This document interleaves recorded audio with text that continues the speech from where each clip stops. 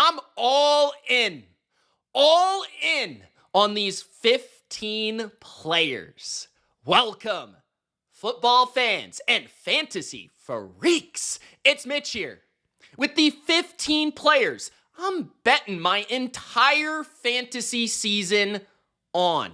These are the players, my ride or dies. These are the guys I would bet my house on. I'd bet my reputation on.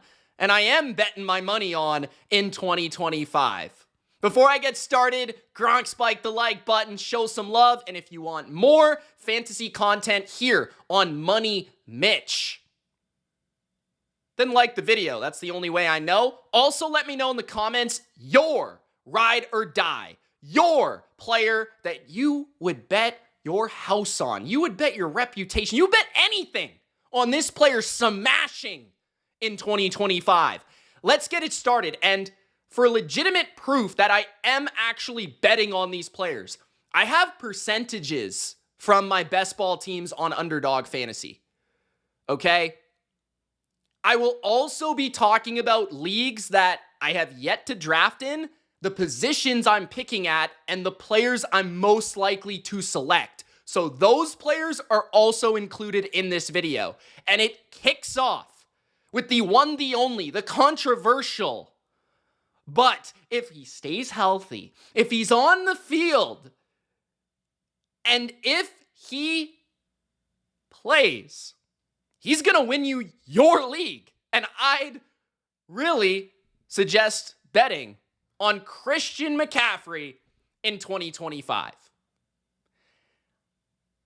In multiple leagues that I'm in, high stakes leagues, I have the 7th and 8th selection. So Christian McCaffrey, you, sir, are going to be on one of my teams. I will say that. You will be on one of my teams, and you're on a decent amount of my best ball teams as well. I was smashing Christian McCaffrey early on this offseason in best ball, and he continued to move up, and it's become a lot harder to get on the Christian McCaffrey train because people are now taking him. But man, CMC is, I think he could be the greatest value in fantasy this year. Because for once, you don't have to pick him first. You don't have to pick him second. You can pick him 6th, 7th, 8th. And I personally would pick him as high as 6th. Maybe even 5th. I would say I'd contemplate 5th. Okay? But Christian McCaffrey, you're going to see a common theme, guys, throughout this video. I am extremely high on the 49ers this year. I'm extremely high on the 49ers bouncing back this year as a team and as an offense. And I just have a lot of belief in the Hall of Fame talent, the Hall of Fame player, and the Hall of Fame work ethic of Christian McCaffrey. Plus, he now has dad strength, so take that for what it's worth. But Christian McCaffrey is fully healthy. In fact, for a good portion of August, he was the only healthy running back in the Niners room. So I don't know what that has to say about McCaffrey's readiness and or McCaffrey being maybe a little fortunate this year, things going towards his side for once. But we've seen McCaffrey absolutely smash. Every time he's healthy, he's the best player in fantasy, or he's the second best at the very least. Like, legitimately, every time he plays an entire season, he can win you your league. Because there's just not a lot of running backs that have 1,000-yard rushing potential to 1,500-yard rushing potential, right? That can catch 60 to 100 balls in a season and can score 20 touchdowns. There's just not a lot of running backs in the history of the NFL, right? Christian McCaffrey is this era's Marshall Faulk, right? He's the best receiving running back that there is. His route running is exquisite, right? His detail, he's like a receiver. His father was a receiver. He learned from him. Kyle and McCaffrey are so close. Their families are so close. Kyle kind of bet it all at one big point in his career on McCaffrey, making that massive trade for McCaffrey from Carolina in 2022, right? Like right after they kind of busted with Trey Lance. So Christian McCaffrey is a huge part of this offense. He's a huge part of the team's identity. He is the offense's machine. He is the offense's heart and soul, right? He is the guy that is the man coverage beater out of the backfield. He is the red zone presence. He's the guy that scores the touchdowns. You look at the 49ers last year, they were a really good offense in between the 20s. I believe they were like top 5 in yards as a collective. But when it came to the red zone, they really missed McCaffrey for his option routes out of the backfield, for his screen ability, for his ability to run the football, for his like power and his quickness and his vision. And overall, the Niners run game just wasn't as successful because McCaffrey makes the most out of whatever is there. Like, his vision is top notch. It's the best in the league, in my opinion. And even if he's not quite who he was in 2023 or who he was in his prime in Carolina, he's still going to be a top 5 running back in football that sees more usage than really any other running back. He's right in that. Like, there's really, when he's healthy, there's no guy that takes more touches than McCaffrey and gets more valuable touches than McCaffrey. Catches, runs, red zone attempts, right? Touchdown, inside the 5 carries. Like, there's nobody that gets more valuable touches, and there's nobody better than Christian McCaffrey. So for me, like, I'm willing to bet my season on McCaffrey, especially at the price that you can get him at this season, where you don't have to pay the luxury of, you know, that tax of getting him at 2nd overall or 1st overall, where he usually goes. He's going 6th, he's going 7th. I'd take him 5th. Like I said, like, McCaffrey is well within the range of outcomes to win you your league. And if he's healthy, his floor is still an RB1. And his floor is probably like RB6 or 7. That's probably his floor if he actually plays on the field, right?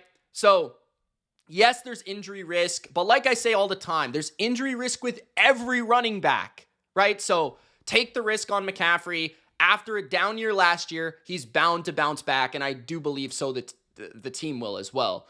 Next, we're going to talk about the running back position as a collective and the guys that I'm betting on here. So Kenneth Walker, I've talked at length about Kenneth Walker. He is my most owned player in best ball on Underdog at the running back position, right? 32% of my teams have Kenneth Walker on it because he's a little bit more somebody that you can manipulate the board and still find him on your team, right? Kenneth Walker, you can draft him in the 3rd if you want to reach a little bit. You can grab him in the 4th, right? If, he gets to that point, I would take Kenneth Walker in the mid-3rd round. I have no real problems about taking him in the mid-3rd round. And we'll talk about Woody Marks and James Cook as well. So in terms of Kenneth Walker, right? We've talked about him a lot already, but I just believe he's the last running back that you can draft potentially. Maybe Travion Henderson, depending on your draft, that can have like a legitimate league-winning RB1 season. There are guys that I like later that are good values, right? Like Tony Pollard and Tyrone Tracy. We've talked about those players. Maybe even like an Aaron Jones or a Jalen Warren. They could sneak out like maybe a low-end RB1 season at the very best, but probably more like a value RB2 season. Maybe like Pacheco could have like a good RB2 season, right? But when it comes to a guy that could potentially smash his ADP and lead the NFL in rushing and go crazy and win you your league, that's Kenneth Walker. And there's a similarity between Walker and McCaffrey, right? The similarity being that they're both injury prone, or they're discussed as injury prone, right? But they're both extremely talented. And I think the area where Walker slept on is the receiving game. He was hitting career highs in all areas in the receiving game last year. I think people don't recognize how the Kubiak scheme will unleash Walker, unleash his explosive runs, unleash his yards per carry to be a little bit more consistent and efficient. Because in years past, Seattle had a terrible offensive line. They couldn't create any space. And Kenneth Walker led the NFL in missed tackles forced per touch last year. This guy's incredible. He has a great balance. He has an ability to make you miss. He has an ability to break your tackle. He has an ability to outrun you. Like, he's a complete runner of the football and a dynamic player. So, again, to win your league, you need to take some chances on guys that might have a little injury concern. Walker and McCaffrey are two guys that have those concerns due to their history, but don't necessarily have those concerns entering the year, which is why I'm willing to draft them. And I'm willing to reach on Walker. I'm willing to reach on him if he's around the 40th pick. I can reach on him around 35th. Or if he's at 45, I can reach him at 35, right? So to me, he's one of the main targets, the main target of like the mid-round running back, or like, not the mid-round running back, but the early mid-round running back. I don't know what I'm trying to say, but like the 4th round, I guess is what I'm trying to say. Next up, we have James Cook. James Cook is the next running back on the list. And James Cook, right there, you can see 25% drafted. I just feel like James Cook is kind of disrespected. I'm not going to lie. I just find myself feeling very comfortable with James Cook. I find myself feeling like, why can't James Cook have a top 5 running back season? I understand that people are concerned about touchdown regression, but did they understand that he plays for the Buffalo Bills? Like, he plays for the Buffalo Bills, the implied number 1 offense in the NFL, the team that Vegas believes will lead the NFL in points. He plays for that team. And also, he's the best weapon on that team. He proved that in the AFC Championship, and they paid him as if he is. Khalil Shakir, fun player, right? Coleman and Kincaid haven't quite hit their upside yet. We like Josh Palmer. That's fine. But the best playmaker in Buffalo, not named Josh Allen, is the running back. And with the contract, you would only believe that he's going to get more work, because they're going to want to give him more work to earn that contract. And to me, I actually think Cook will probably catch more passes this year, because I think he didn't catch enough last year. And I think Buffalo, one of their main regrets is not getting him the ball more. So I actually think, people might say, touchdown regression. He's still going to have 10 plus touchdowns. He might not lead the NFL, but he's still going to have 10 plus touchdowns because he's on the Buffalo Bills. Again, okay? And also, in that 3rd round range, you can get a really dynamic player, a home run hitter, in a city and an environment that often has bad weather, where he's going to be running the ball on a really good team where they have a lot of leads and they need to kill the clock. Like, he just feels like a good pick, rather as a really good RB2 on your team, because you went RB1, like you had a running back in the 1st or 2nd round, and you can square it off with him as your RB2, or he can be your RB1 very easily. If you went a wide receiver start, I don't even mind, getting that James Cook at the 3-4 turn. Absolutely, that's perfect. Even James Cook plus Kenneth Walker. I've done that many times. So, yeah, James Cook people just hate on him for no reason. I don't really understand this one. The next guy is a sleeper, Woody Marks. Surprisingly, 29% drafted for me. I didn't even realize it was that high until I was preparing to make this video. So he made the list, and for me, Woody Marks is just a bet I'm willing to make. When you look at the environment, you look at the team, you look at the situation with Joe Mixon, and you look at who his competition is. So there's a variety of reasons I'm willing to take this bet in the later rounds of your draft. And oftentimes in best ball, it's like the 14th through 18th rounds, which typical, fantasy drafts don't last that long. So you could probably get Woody Marks with your last pick, your second last pick, whatever it may be. But Woody Marks, it's just, again, a bet I'm willing to make. And this might even be a guy that's available on waivers in like week 3, week 4, week 5, that once you see the trends of the usage start to click and get a little bit up, that's when you want to go get him, right? And be willing to bid for him and willing to claim him. Because early in the year, it might be that Nick Chubb gets a lot of the work for Joe Mixon and taking his spot, because he's the respected veteran and he's reliable. But sooner rather than later, the Texans are going to realize that Nick Chubb is washed. It's going to happen sooner rather than later. They drafted Woody Marks relatively early in the draft. I believe it was maybe the 3rd round, but at least the 4th round. They traded up for him. I believe it was a 4th round pick where they traded a future 3rd in order to move up to get him. So they actually invested in moving up to get this player. He's a good, talented receiver, which is plus upside for fantasy, right? We're always looking for guys that can catch the ball, run routes, and be effective in a passing game. I believe the Texans throw the ball more this year.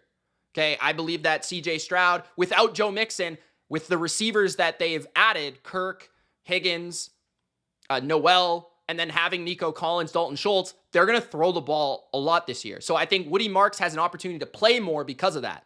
Dameon Pierce, Nick Chubb, not necessarily great receivers, right? Then you have Dameon Pierce, who, maybe has some appeal as a pure runner on early downs because he's had 1,000 yards in his career, and Dameon Pierce isn't a late round target. It's not bad either. Like last round, I don't mind it, right? I'd rather them than Nick Chubb. I think Nick Chubb will get replaced at some point. And I think it will be by Woody Marks because they've invested in him. He's a good pass catcher. They want to throw the ball more. And when you've watched him in the preseason, he showcases really good feet, really good vision. And I think he's a better runner than given credit for. And this was a really good running back class. Don't forget about that. So Woody Marks is somebody that I just think it's worth a flyer at a rookie that nobody's seen play on a pretty good offense, on a really good team that has a really good defense that still wants to be able to run the ball in closeout games and is tied to a really good quarterback. So yeah, Woody Marks to me is just a good bet in fantasy. So that's why I'm betting on him in 2025.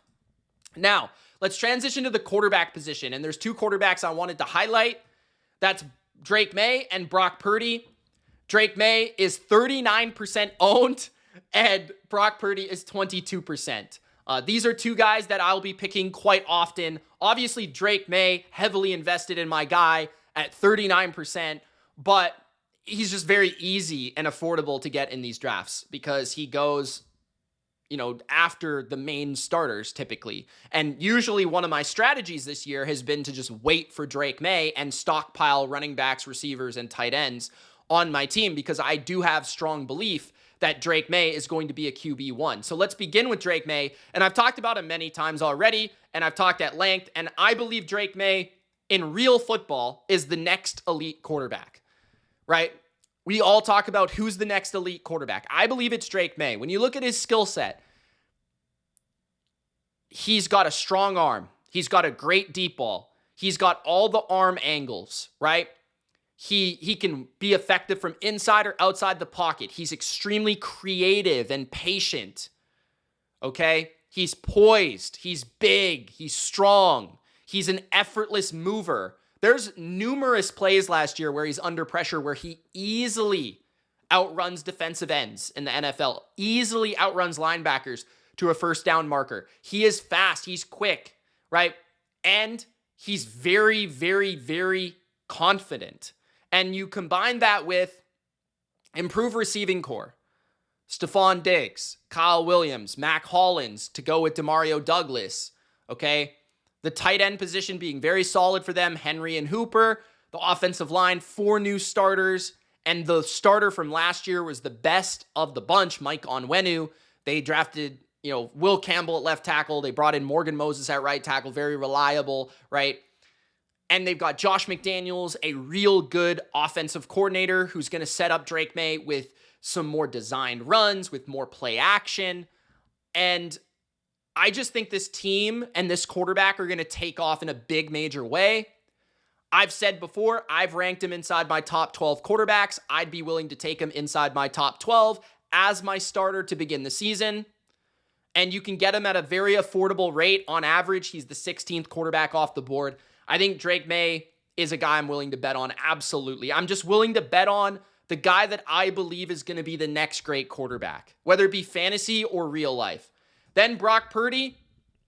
Brock Purdy just feels like, again, I'm invested in the Niners. I believe in McCaffrey. I believe he will be healthy. I believe in the easiest schedule in the NFL, and I believe in the best offensive coach of this era, and I believe in Kyle Shanahan. So I believe that the Niners will be back. And if I believe the Niners will be back, that means Brock Purdy will be back. Now, it might not happen right away because with the injuries to Ayuk and Jennings, that could hurt him early in the year. But I will say that Brock Purdy will be a quarterback that over the long run, you'll never feel too bad about starting him because he doesn't have that many difficult games.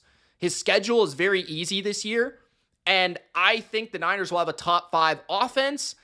I think Brock Purdy is just going to be, I think he's a little bit better of a runner than people think. I think he's probably going to flirt with 30 touchdowns. He's not going to break your fantasy league, but I feel like he's a solid pick. Like just a very solid pick. He'll be reliable from week to week. It feels like it's very hard for the Niners offense to just lay an egg. So that makes him very consistent in your lineup.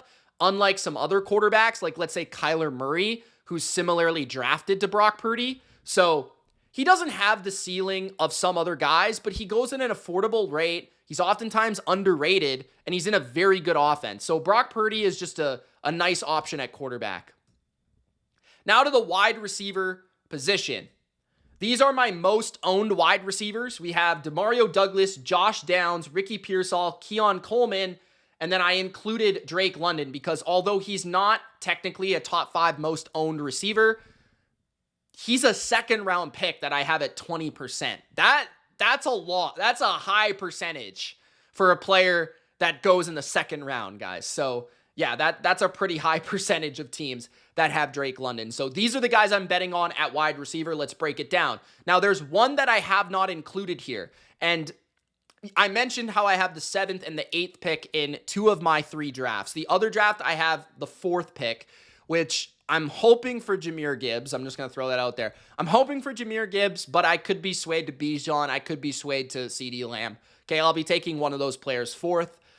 But at 7th or 8th, there's a guy named Nico Collins that I will likely be thinking about. If McCaffrey's still there, I'll be going with McCaffrey. But if McCaffrey is gone, if it's up to me, right, and my choices are Justin Jefferson or Nico Collins, I'm going with Nico Collins.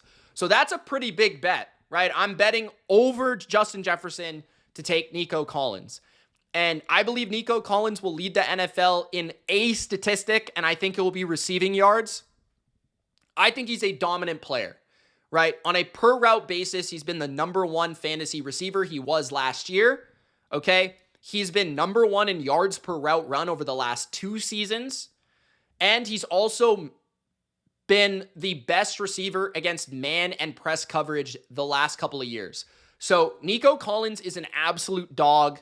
He's got all the tools in the toolbox to dominate. And I believe the new offensive coordinator, Nick Caley, who is in LA, he's going to find ways, I think, like they did for Puka, to like move Collins around and get him more targets and get him easier targets and get the ball in his hands. There's no Tank Dell, so there's no guy with a similar level of rapport in Houston to CJ Stroud and Nico Collins, which only raises, I think, his floor. And I just believe that one of these years, Nico Collins is going to go nuclear. He's just that good. So, and I think it could be this year. He's 26 years old. It's right in his prime. So Nico Collins at 8th overall is a smash. Now let's talk about Drake London, who I have at a very high rate in the 2nd round. I believe it's because I have Drake London as a 1st round pick. So I have Drake London on my draft board, guys, which actually I should just give you a tease right now. If you guys want to access my draft board, if you haven't drafted yet, you can get it on Patreon. I believe it's $3. It's my bottom tier. You also get my bets throughout the NFL season as well. So if you want my draft board, which I actually use at my actual drafts, Drake London is inside the 1st round. So that's why I am selecting him in the 2nd round almost every single time, unless I just want to kind of change it up and I want to be a little different. But in a real setting, in a real draft, if I was at 13th overall pick and Drake London was there, I would pick Drake London. That's basically how it is. So that's why he's such a high percentage, because Drake London has very good all-around statistical output. He can catch 100 passes. He can catch 10 touchdowns. He can go for 1,200 yards. Not only that, but you look at the receiving room of the Falcons, right? It's very concentrated. It's Drake London and it's Darnell Mooney. And after that, it's the inconsistent Kyle Pitts and it's Bijan out of the backfield. It's a concentrated offense that features Drake London. What they do in this offense is they feature Bijan and they feature Drake London. That's the offense. it's really reliable for fantasy purposes, right? And Michael Penix as a quarterback, I'm a believer in for fantasy because he's very aggressive, he's strong-armed, and he's willing to make throws down the field, which is only a benefit for Drake London. I also believe that Drake London is just a very underrated separator and route runner. I think he's especially really good on the outside the numbers routes where he's breaking towards the sidelines. He's just a very good player, and he's young. And he's, again, another guy like Nico Collins who is just bound to have an absolute monster year. I just think he's a little underdrafted on a good offense and a team that needs to score in they also don't have a good defense. So that also helps. Next, let's talk about the receivers that are highly owned for me. Let's go next up. We're going to talk about Demario Douglas because I haven't talked about Demario Douglas in a video yet. And he's my highest owned receiver. So obviously, I'm very high on the Patriots. I am a Patriots fan, so take it with a grain of salt. But let's just think about it this way, right? In best ball leagues, I'm looking to stack quite often. If I have Drake May at 39%, I'm going to have one of his receivers on my team very frequently. And that receiver that I go with more often than not, although I've sprinkled in some Stephon Diggs and Hunter Henry, is Demario Douglas. Because Demario Douglas is extremely affordable. And if you are playing in a full PPR league, I think Demario Douglas is going to be one of the steals of the draft. I actually think that if I had to bet on which Patriot will lead the team in receptions, as much as I think Diggs is a nice addition for the Patriots, I'd probably bet on Demario Douglas. He's going to be the slot player in a Josh McDaniels offense. And Demario Douglas was their best receiver last year. Demario Douglas has a rapport with Drake May. Drake May's favorite receiver in college was a slot receiver, Josh Downs, right? Demario Douglas is very shifty. He's really good after the catch, and I just think he's genuinely an underrated player.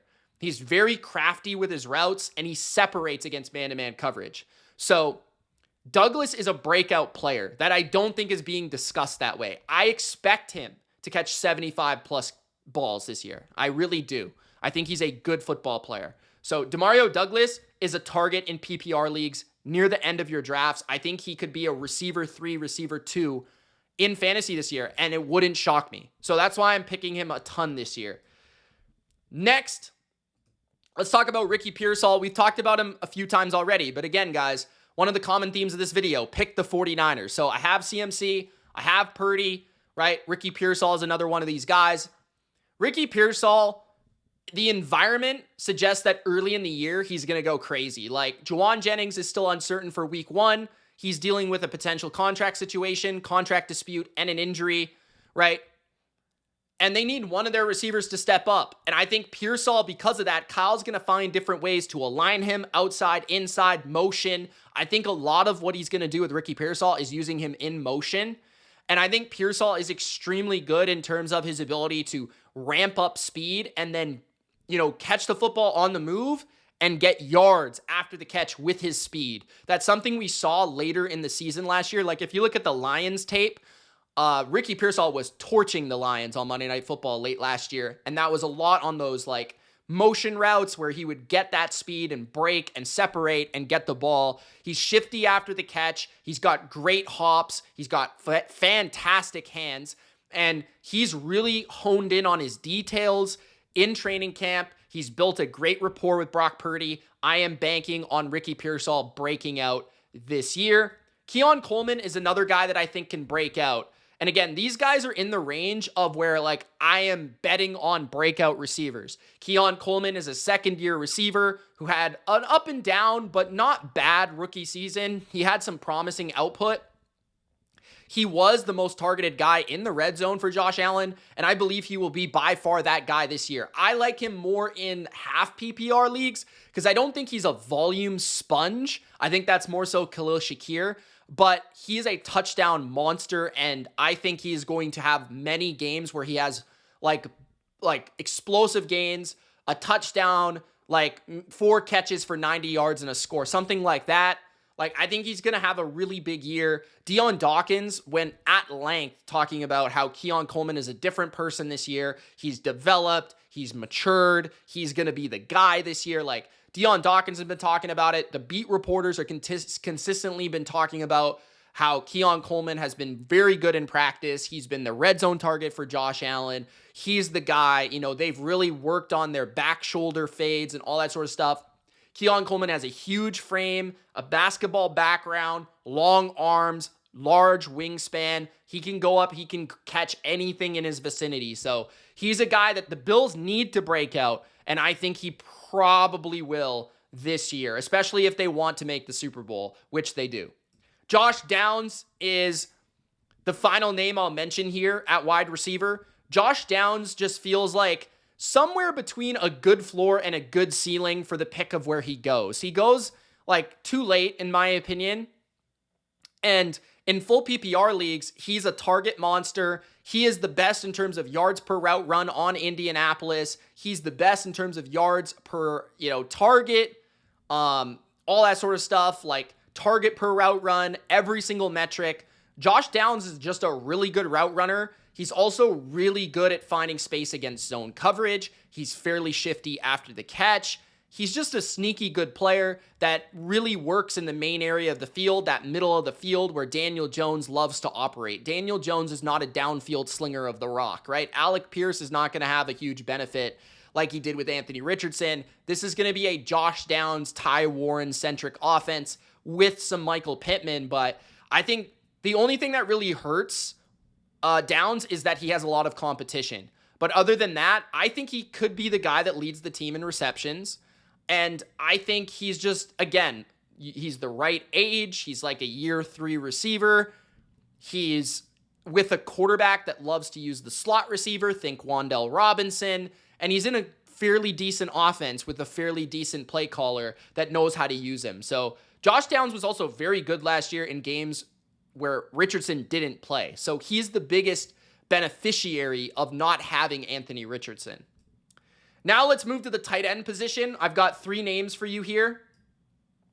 At tight end, okay, these are my highest owned tight ends. Jonnu Smith, by far number 1 at 37% because he goes extremely late, and we'll explain that. Dalton Kincaid, early on, I was drafting quite a bit of, but I have faded as of late because I already have a good percentage. But Dalton Kincaid is just one of those former first-round pick. He's on the Bills. Like, I wanted to get him or Coleman in a lot of my leagues and drafts to have an opportunity at that breakout Bill pass catcher. Kyle Pitts, not a meme. I just feel like Kyle Pitts is going very late, and the upside is still there as, like, the tight end 16. I mean, why not? As, like, the third or maybe even second pass catcher in the Atlanta offense. I love Tucker Kraft. We've talked about him. Mark Andrews and George Kittle are guys that I really do want to talk about. So let's begin with George Kittle. Again, finishing off this 49er group of pass catchers and playmakers. George Kittle, I just love where he goes. He goes in that 3rd round range where it's a really weak round. A lot of guys that I don't like. A lot of guys that I don't really want to pick in that range. I prefer players a little bit later. I can secure an elite tight end option, a guy that was top-notch in, fantasy points in every single standard, half PPR last year. Like across the board, monster, touchdown producer, yak producer, vertical stretch guy. George Kittle is probably the number 1 receiver for the Niners this year.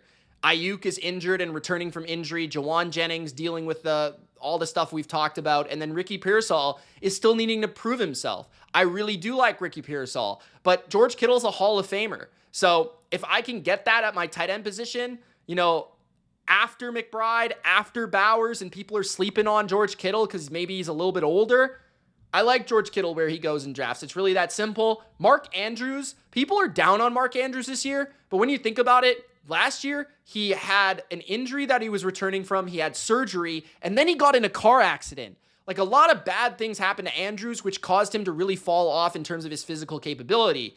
But he still produced. He was the most efficient tight end and pass catcher in the entire NFL last year, according to EPA. And he still produced at a fantasy level in terms of touchdowns, in terms of big explosives and efficiency. This year, Isaiah Likely is returning from an injury where he suffered and he missed the whole camp, basically. And Mark Andrews is still going to play a lot. So I just think, he's a little bit of a value right now. If you can get him as, the tight end 7, tight end 8, tight end 9, he's in one of the best, if not the best offenses in football, with one of the best, if not the best quarterback in football. And he is their red zone threat other than Derrick Henry. So again, just common sense, a very good player that's been very productive, that was productive last year. His real threat, the reason he's going lower than he usually does is because of Likely, and Likely's been hurt. So I like where Andrews is going. And then to top it all off, Jonnu Smith, my highest owned tight end this fantasy season in best ball.